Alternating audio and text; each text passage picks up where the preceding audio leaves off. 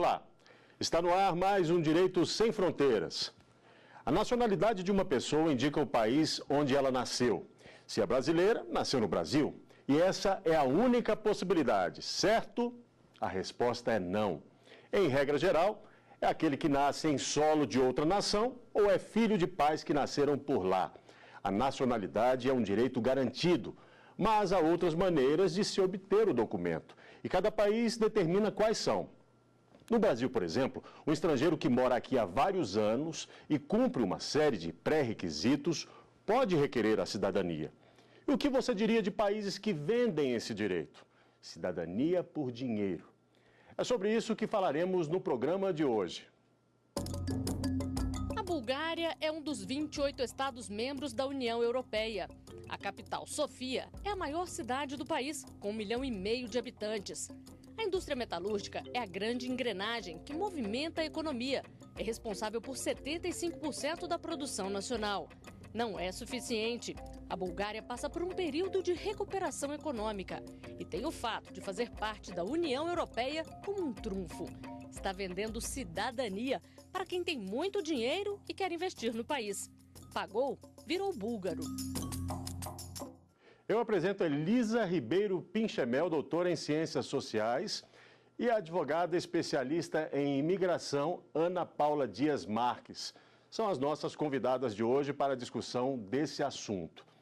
Obrigado por estarem aqui no Direito Sem Fronteiras. Eu começo perguntando o seguinte: o que diz a Declaração dos Direitos do Homem em relação a essa questão, né, de se vender a cidadania? No seu artigo 15 diz que qualquer um tem direito à nacionalidade e cada um pode escolher ter voluntariamente a sua nacionalidade, né? Então, ela prevê essa possibilidade da escolha da nacionalidade e de que ninguém vai ficar sem uma nacionalidade também. E quais são os interesses, por exemplo, de uma pessoa em ter uma outra nacionalidade? Na realidade, a partir do momento em que se concede uma nacionalidade, você tem uma série de direitos que você adquire, não só com relação ao direito interno daquele país, mas também com relação ao direito internacional. O interesse que pode ser é porque, a partir do momento em que se adquire a nacionalidade de um país, você passa a poder ter acesso a outros países com quem esse Estado ele tem a possibilidade de isenção de vistos. Então, você pode viajar sem a necessidade de visto. Uma outra possibilidade também é o ingresso em determinada nacionalidade que vai facilitar e vai melhorar a possibilidade de imposto de renda. Alguns países têm isenção de imposto ou têm um imposto muito baixo, o que interessa também a muitos empresários. E uma outra questão, que é voltada à ilicitude e que é um problema na atualidade, é a questão do terrorismo, porque pessoas que façam parte de categorias terroristas ou de associações terroristas, elas podem adquirir a nacionalidade de um país e ter um livre trânsito, por exemplo, com relação à Europa. Agora, isso é uma boa política, a gente pode dizer assim, Ana, que é uma boa política para o país, é interessante para o país também? Sim, é interessante porque você recebe investimento estrangeiro, né? Muitos países que têm esses programas, na verdade, você pode dividi-los em dois, sendo que um você adquire diretamente a cidadania e em outros você tem um programa de investimento para obtenção de visto. Em todos eles, o país capta investimentos, gera empregos, né? Então, isso desenvolve a economia do país. A Elisa citou aí a questão do terrorismo também, né? Qual é a preocupação do país, se é que existe, na hora de conceder essa cidadania? Quer dizer, há uma investigação prévia, essa política muda de um país para o outro, como é que funciona? Sim, há uma investigação prévia em relação à origem dos fundos e também em relação a registros criminais anteriores, né, dessa pessoa, embora nem todo terrorista tenha um registro criminal anterior, né? Mas é uma questão que ainda essa questão da segurança nacional é muito discutida, até na questão dos refugiados, que os refugiados, por exemplo, não precisam apresentar nem antecedentes criminais. Então, na verdade, você tem uma porta muito maior do que essa em relação ao investimento, que você tem toda uma avaliação em relação a essa pessoa que está solicitando ou o visto de investidor ou a cidadania daquele país, né? mas é um risco que os países preferem correr em prol do investimento e em relação a essas investigações que são feitas de apresentação de antecedentes criminais, enfim, que buscam dar uma certa segurança para o país que está recebendo aquele estrangeiro agora como nacional, né? Uma nação, ela deveria ter essa preocupação, né? Desse ponto de vista, quem é que eu estou tornando cidadão deste país? Não é isso, Elisa? Exatamente. É interesse não só daquele país, mas é interesse também do bloco econômico onde esse país está inserido. No caso, por exemplo, de Bulgária, Chipre e Malta, que são países que têm essa possibilidade de venda da nacionalidade, acesso à cidadania por essa forma, eles são parte da União Europeia. E nós sabemos que dentro da União Europeia há uma livre circulação de pessoas.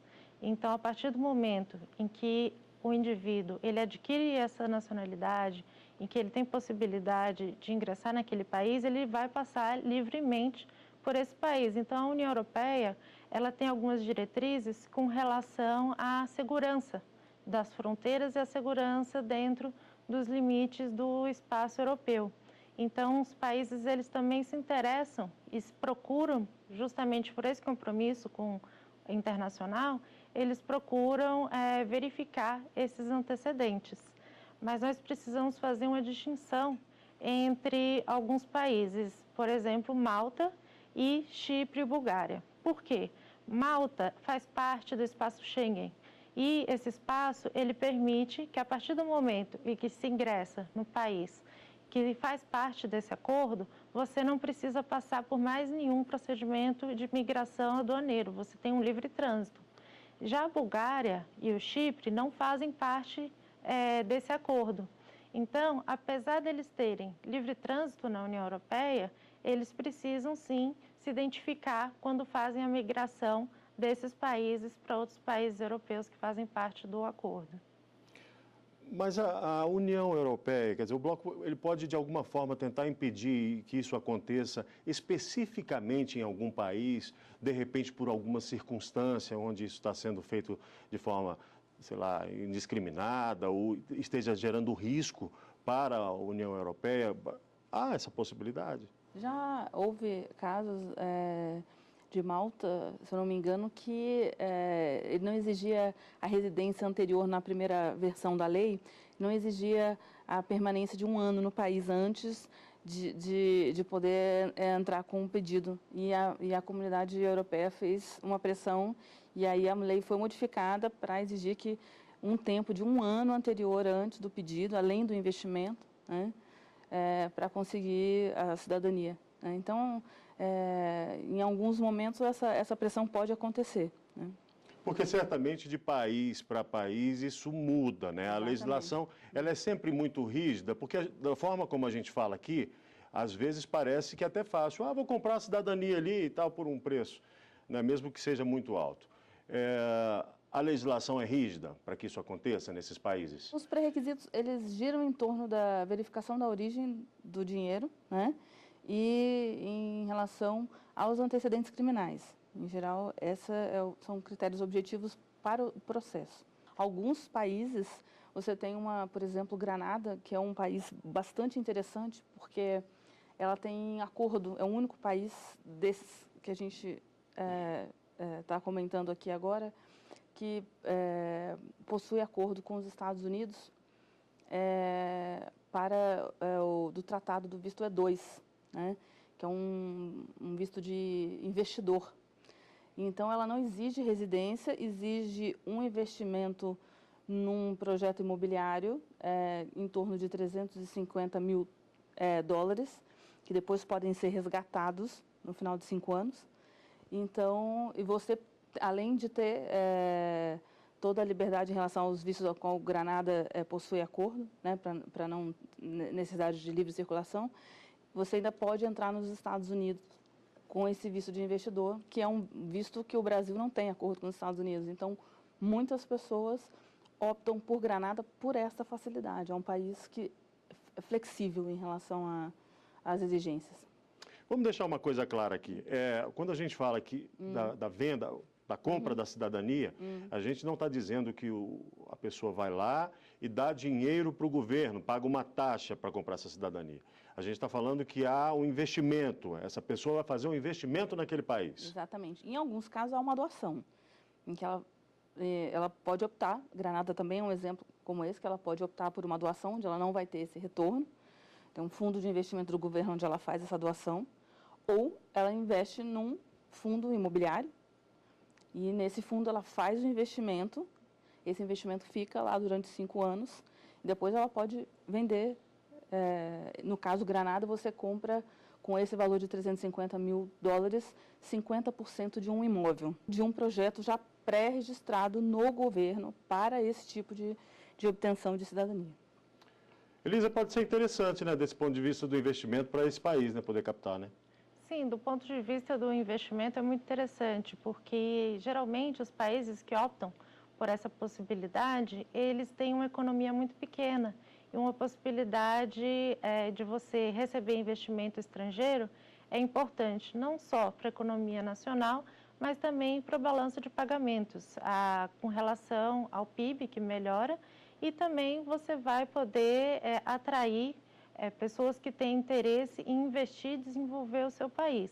No entanto, é importante falar sobre 2 questões que são muito importantes relacionadas ao direito internacional, porque essas pessoas que obtêm essa cidadania ou então nacionalidade, elas não têm acesso a alguns direitos dependendo da modalidade com que essa cidadania ou nacionalidade ela é adquirida.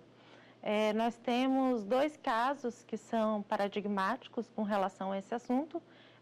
Um é o caso Condevar, que ele é de 1912. Foi uma arbitragem entre a Itália e o Peru, na qual se discutiu a questão de você poder pedir proteção para o país onde você tem nacionalidade com relação a um mal que outro país com o qual você também tem um vínculo de nacionalidade está fazendo algum mal. No caso, era uma questão política e de expropriação. Vou pedir licença a vocês, a gente vai fazer um rápido intervalo aqui no Direito Sem Fronteiras e daqui a pouco a gente volta. Vamos falar sobre a Bulgária. Espera aí, a gente volta. Estamos de volta com o Direito Sem Fronteiras. Hoje falamos sobre a venda de cidadania em alguns países. 3 deles estão na União Europeia, Bulgária, Chipre e Malta. No bloco anterior, a gente você dava 2 exemplos, né, que aconteceram. Um de 1912, de uma arbitragem, de um peruano, italiano, do italiano e peruano. E qual é o outro caso que você ficou de dizer para a gente? No outro caso, de 1955, foi uma controvérsia que foi levada à Corte Internacional de Justiça, porque um cidadão da Guatemala, ele conseguiu adquirir a nacionalidade de Liechtenstein e ele estava sendo expropriado na Guatemala e ele resolveu pedir esse apoio ao país, à sua outra nacionalidade. E o que foi entendido por essa corte é que você não necessariamente pode obter esse apoio sendo nacional de um país, você tem que ter um vínculo real, pode ser um vínculo de residência, um vínculo cultural, mas deve haver um vínculo entre o indivíduo e o outro país ao qual ele pede proteção, não basta ser nacional. Então, a partir desse momento, se adotou esse princípio da necessidade desse vínculo. E isso também é reforçado justamente pela Convenção da Haia sobre Nacionalidade de 1930, e esse documento ele vai falar nos artigos 4º e no artigo 5º justamente sobre esse assunto, que é a proteção que você vai pedir a esse país. Porque a partir do momento em que você obtém a cidadania de um país, você pode também entrar no processo de solicitar essa nacionalidade. E aí você entra em várias questões de direito internacional, justamente ligadas a como você pode pedir o endosso, ou seja, a proteção de um Estado com relação a um problema ou a um dano que você vem sofrendo em outro também de sua nacionalidade. Bom, nós falamos anteriormente aqui de terrorismo, de refugiados e da obtenção da cidadania via investimento no país. O que essas coisas elas têm em comum ou não têm nada em comum?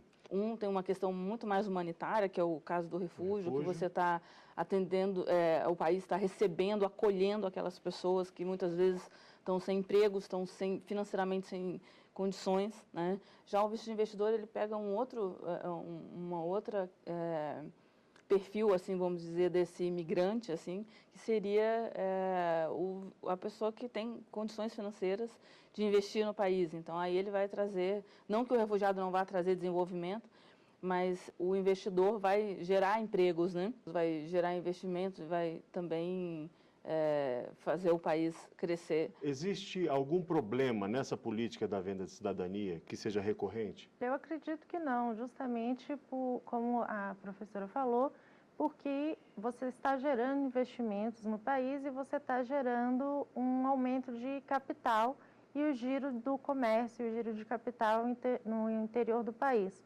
Como foi falado, a questão dos refugiados, ela não está ligada a esse assunto justamente pela diferenciação, como falou a professora, dos dois institutos de direito. Há uma confusão com relação a esse assunto, justamente porque se fala muito na atualidade do refúgio, não é? E a questão do refúgio, ela está regulada por um assunto completamente diferente, que é a Convenção do Estatuto do Refugiado de 1951, que vai falar que a partir do momento em que o indivíduo se encaixa em determinada situação, ele tem o direito de ingressar no seu país e de receber o refúgio.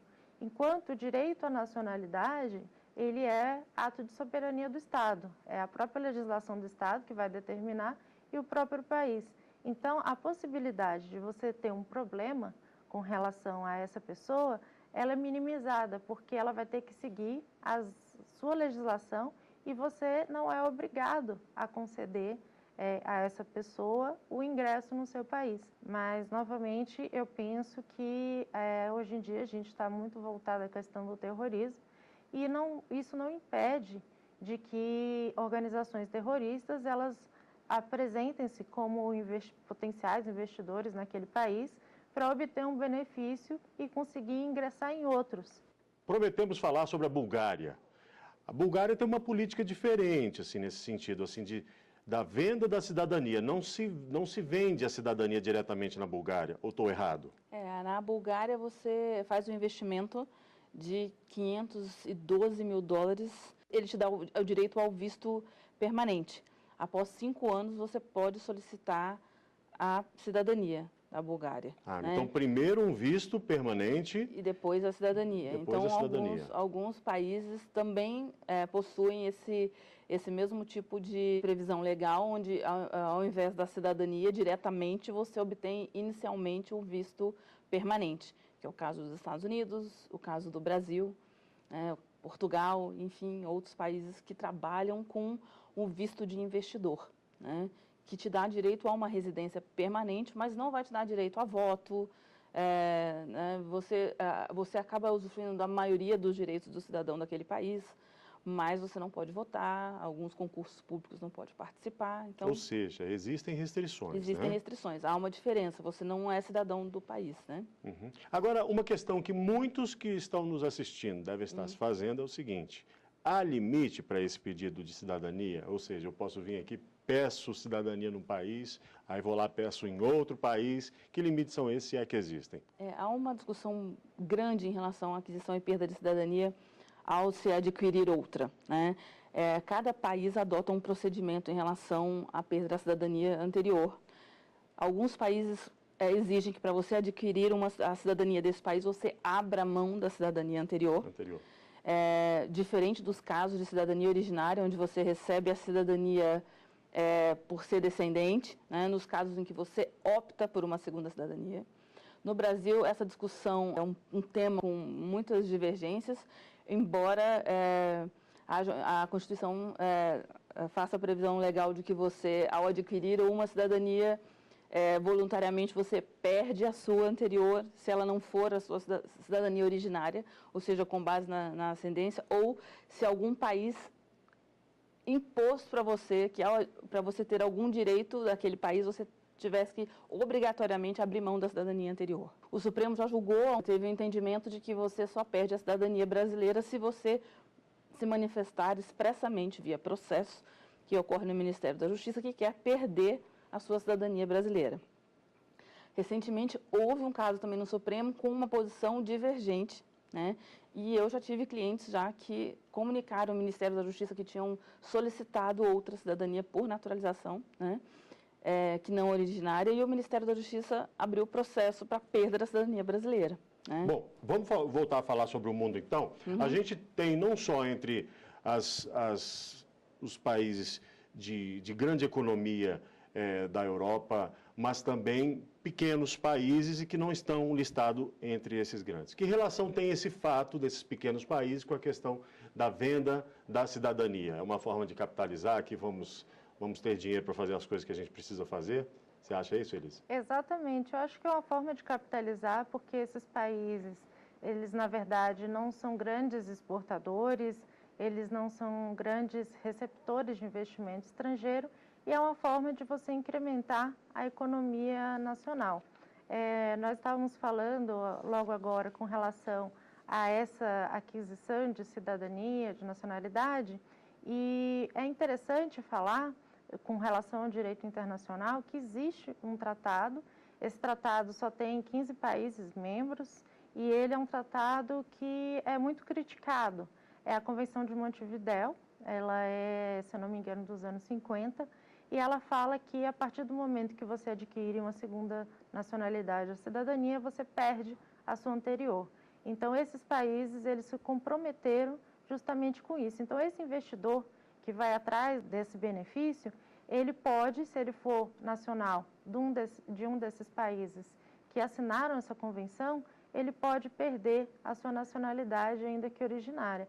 No Brasil, realmente, nós temos essa questão com relação à nacionalidade originária e derivada. Esse caso agora recente no STF é um exemplo que é um exemplo paradigmático também, justamente por uma posição inovadora adotada pelo STF, foi a perda da nacionalidade de uma brasileira nata, não era uma brasileira naturalizada, e eu acredito que é necessário que o direito internacional volte seu olhar novamente sobre esse assunto, porque a polinacionalidade, ela pode existir, não há um limite, um número de nacionalidades máximo que se pode adquirir, mas, é claro, de acordo com a restrição de cada país, o limite que vai ser estabelecido é o do país do qual você adquire a nacionalidade, como foi o exemplo aqui do Brasil, que a partir do momento que você define que você vai buscar uma nacionalidade que ela não seja originária,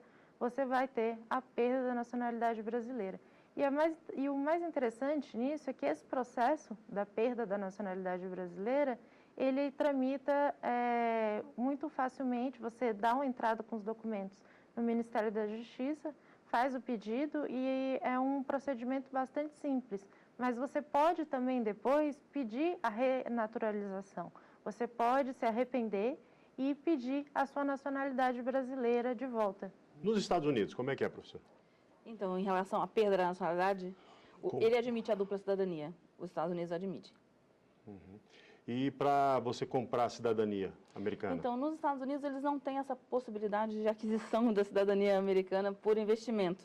Você tem os pedidos de visto permanente por investimento, que é o caso do visto EB5, em que você investe num centro regional do governo não, numa parceria público-privada, onde o governo aprova esse empreendimento que foi desenvolvido e aprovado pelo governo americano, ou investe num negócio próprio. Muito obrigado a vocês por essa conversa, por esse bate-papo aqui.